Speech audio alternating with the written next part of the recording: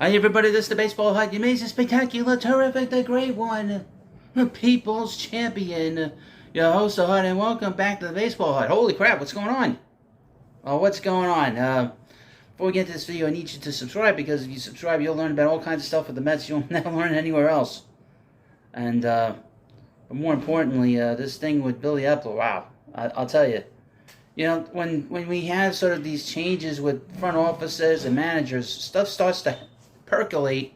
You know, all this sort of backbiting and everything else. I mean, it started on Thursday, the story about Vogelback. And I was going to do a video yesterday on Vogelback, but I got out of work late and I was hanging out with my friend, so I didn't get home till like 9 o'clock, really. And I was like, at that point, I was just too tired to talk about it. But it started out with Vogelback. Apparently, Billy Eppler was pushing Vogelback on Buck Showalter, supposedly. And that Buck wanted to play veteran players. He wanted to bring in guys, you know, he just wanted to give guys rest. But obviously, apparently, the story is that Vogelback was being pushed by the general manager. Now, I've been on Vogelback's case since May, saying that he is a disaster. I think we all know that. He can't do anything. He's what is called a stiff. He couldn't do anything. And I said he was a symbol of this team, and until they got rid of him off this club was not going to go anywhere. And look at that. You know, won 75 games, 75 and 87. And they have, like, what, the 7th worst record in baseball? They do have a chance to win the lottery. They do have a chance to get one of the top 6 picks. So either they'll have the 7th best draft pick or the 17th. So it's sort of, or the 6th or the 17th or whatever. Well, but anyway. So I said that Vogelback was a symbol of this team, and as long as he was on this team, they were not going to win. And in the last couple of months, last month or so, I was thinking about how poorly this club was constructed in terms of having Vogelback on this team, having his personal pinch runner and Tim LeCastro on. This is coming up from Sports St. Lucie at the end of spring training. The Mets had Vogelback on this roster. We know he can't run, he can't play the field. He's pretty much useless. Then we have his designated pinch runner in Tim LeCastro, who can't really hit. He can run, but that's about it, and he's basically a pinch runner. And then we have Luis Guillorme, who can't hit, doesn't have any power, and if he's not fielding, he can't run, he's pretty much useless. So you had 3 guys on this roster, 3 players on this roster that really were limited in what they could do. And you take into effect, you have 13 players on the roster, including 13 pitchers. You got a 26-man roster.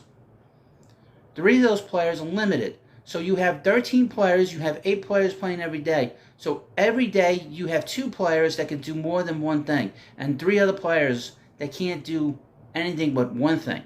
So right off the bat, I was ticked off yesterday because I was thinking, I'm going to absolutely blow the doors off of Billy Eppler, because Billy Eppler pushing Vogelback onto Buck.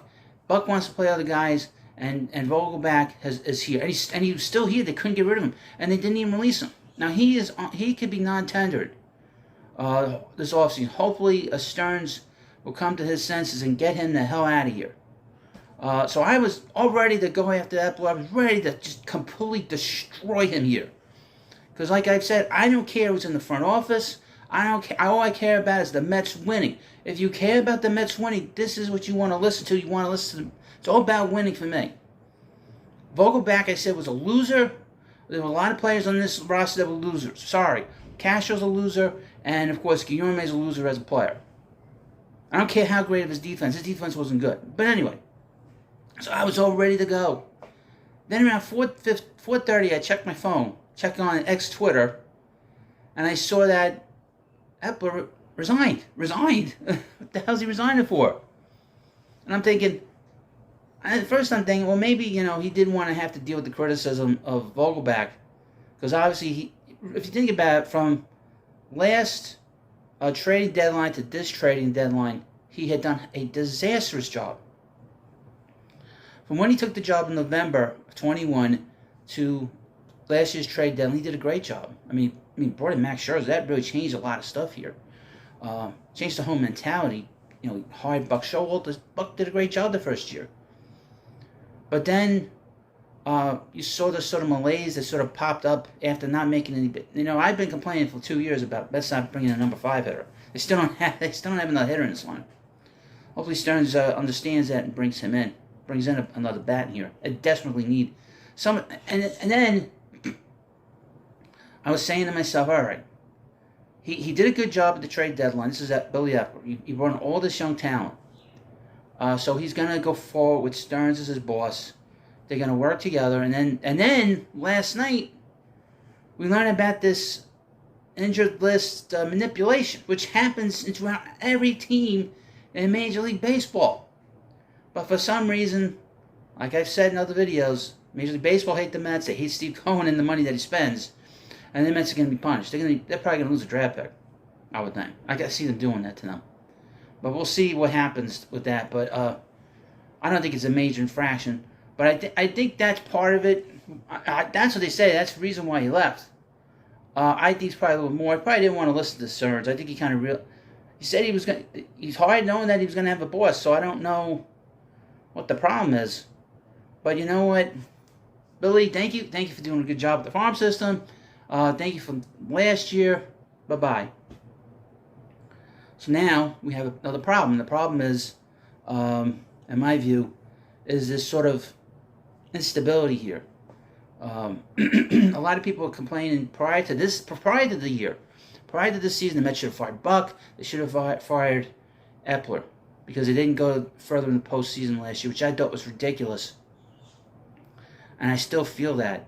Now, I did call for both of them to be fired during the season because I felt that they deserved to be fired. I mean, just looking at this roster, the fact that Vogelback was still on this team, the fact that Buck did a terrible job with this roster, even though it was a flawed one, I thought both of them should have been fired during the middle of the season. Both of them. But the problem is now you have such instability now in this front office. I'm very concerned now about it. Hopefully Stearns will bring that stability here. The one good thing I know about Stearns is he's going to be here for 5 years, hopefully. But he's a young guy. He's 38 years old. I guess he's got a 5-year deal. Hopefully he brings in a general manager that's going to want to stick around longer than a few months. The Mets have had how many general managers since 2017?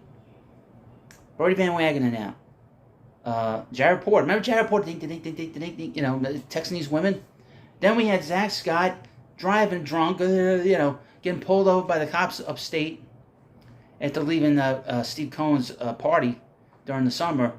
So that's 3 general managers since 2017. Now we have Billy Eppler, 4 general managers. Now we're going to have 5. That is not a recipe for success. That is a recipe for disaster. And now we're in the middle of it. So we've had 5 general managers in 6 years. And now we're on to another field manager. So we've had Terry Collins, Mickey Callaway. Remember Mickey? I can't remember how to do the lineup. He scripted the lineup that one year. That was such a big story. I remember Rush Limbaugh, the late Rush Limbaugh, was talking about it on the show. That's how big of a story that was. He screwed up the lineup in Cincinnati. Mickey. Then we had Beltran. Then we had Louis Rojas. Didn't know what the hell he was doing. And then Buck. Now we're going to have 5 managers in 6 years. We're going to have 6 managers in 6 years because we're going to get a new manager. This kind of changes the whole process of them looking for a manager now because Billy and Stearns were going to throw a list together and they were going to collaborate on who the next manager was going to be. So the odds were that maybe Craig Counsell wasn't going to be the manager. Now the odds go up that Craig Counsell is going to be the manager. It's probably going to go up that he's going to be the manager. And then there's a lot of word that the Mets are going to hire a manager before the general manager. How do you do that? I don't know how they're going to do that. But we do have a guy, though, that knows what he's doing in terms of building a team. And he's going to have a lot more money at hand.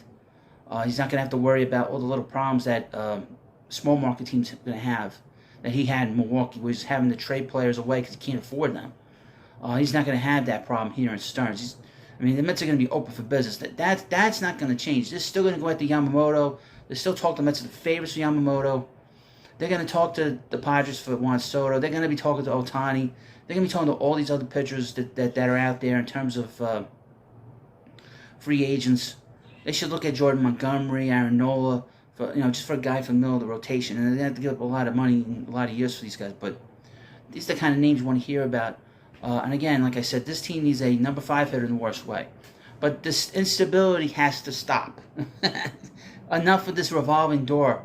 Garbage in, garbage out.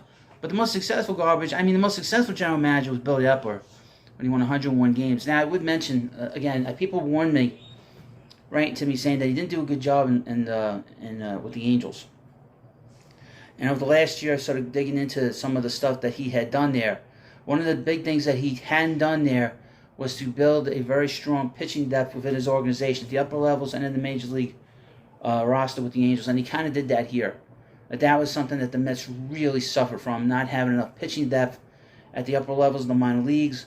And obviously with this whole situation with on the major league level and the minor league system. But he kind of did the same thing in Anaheim.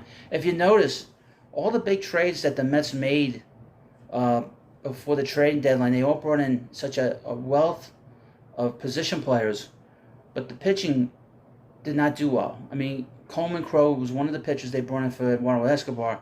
He had to get Tommy John surgery. Justin Jarvis, who was Rule 5 eligible, who they got for Mark Hanna, he didn't pitch well at all. So the pitching side of his acquisitions were not very good. However, the pitching in the farm system developed very greatly this year, as well as all the good everyday players here. So that's the one thing we could say about Billy. Is he did a great job with the minor leagues the last 2 years and did an excellent job with the draft the last 2 years. So we'll give him kudos for that, because he's gotten a lot of credit for that. And they're going to talk about the work that he's done in the farm system for a long time. Now we have a new president of baseball operations. Hopefully he gets this situation stabilized finally. And hopefully we'll have a general manager in place and a manager in place. And hopefully we'll get back to winning and talking about all these different players that are going to be coming in here next year. So thank you for watching this video. Keep watching. Leave comments in the comment section and subscribe. You want to follow this channel? We'll follow the drama. This is just think about it, folks. It's the first week of the off season. And look at all the stuff that's happened. Let's see. Buck got fired. Eppler resigned. Pete Alonso hired Scott Boras. Oh, this is just getting warmed up, folks. So thank you for watching, and I'll see you later.